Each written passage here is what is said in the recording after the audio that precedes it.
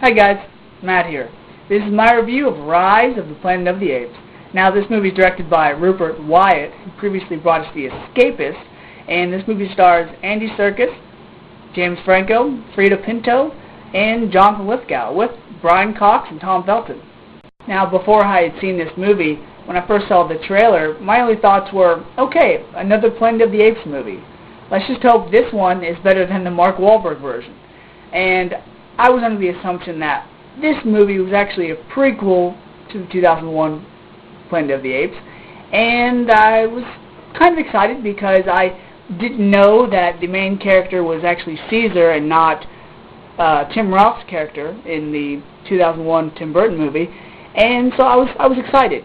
And then I saw that all the apes and chimps and gorillas were computer generated, and I kind of got worried. I thought that the movie was going to be unrealistic because with all these fake monkeys running around, that how can it be believable?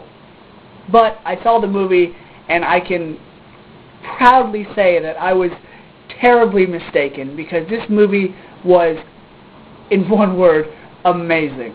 Now, as far as the acting goes, every actor in the movie did a great job, especially James Franco, who at first I was worried that he was playing a scientist because I didn't think he could play it, serious enough and have enough credit to make it believable, but coming from dramatic roles like Milk and 127 Hours, he really pulled it off, and I don't think anybody could have played that role as well as he did, especially with his interaction with Caesar. And his co-star in the movie is played by Frieda Pinto, who's really well known over in India, who's in Slumdog Millionaire, and she really either could have used more screen time in this movie and a bigger role, or didn't have to be in it at all, because for an actor of her caliber, she's really underused. John Lithgow plays James Franco's father with Alzheimer's, and being the good character actor that he is, he really pulled that role off well. I think his role being an elderly man with a disease could have been played by pretty much any old actor like Malcolm McDowell, but John Lithgow pulled it off. The business associate that is James Franco's boss, his name escapes me, he played a good job as the money-hungry scientist, and he played the, I guess you'd say, villain in the movie quite well.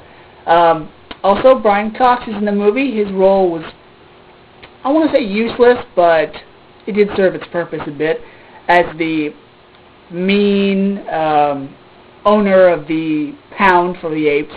Tom Felton, Draco Malfoy, played the ape handler with just as much, demeanor and cruelty as he would if you were playing Draco Malfoy in Harry Potter. I mean, he did that role really well. At the beginning of the review, I said this movie starred Andy Serkis, though James Franco might be the most well-known actor in the movie. Andy Serkis was its star. Without him, this movie wouldn't be nearly as good. For those of you who don't know who he is, he played Gollum in Lord of the Rings with the motion-captured animation, and he also had bit acting parts in 13 Going on 30 and The Prestige.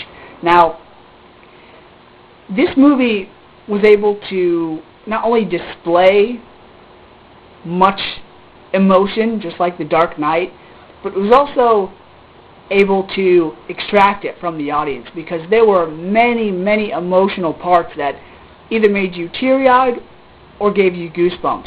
There were many times when watching the movie, I just was like, wow, that is powerful. And that's exactly what this movie was. It was powerful. It was, to me, right up there with The Dark Knight, if not surpassing it just a little bit. This movie was amazing because of the way it made you feel, not only about the movie in general, but the characters in the movie. And that's what makes a good movie. You're able to feel for the characters and sympathize with them. And with this movie, you were able to sympathize for an ape named Caesar. Something else I really enjoyed about this movie was the little nods and tributes this movie paid to the original Planet of the Apes, including a scene where Caesar the ape is building a little model of the Statue of Liberty, all the way to some exact quotes from the original, as well as one of the characters actually watching the Charlton Heston movie on a TV. Now, this movie was incredible, so for that, if I had to rate this movie from 1 to a 5, hands down, it's getting a 5 out of 5. And as of right now, to me, this is the best movie of 2011 so far. So, I definitely recommend you guys seeing it in the theater. I know I'm definitely going to buy it when it comes out on DVD, if not Blu-ray. So, till next time, guys, see ya.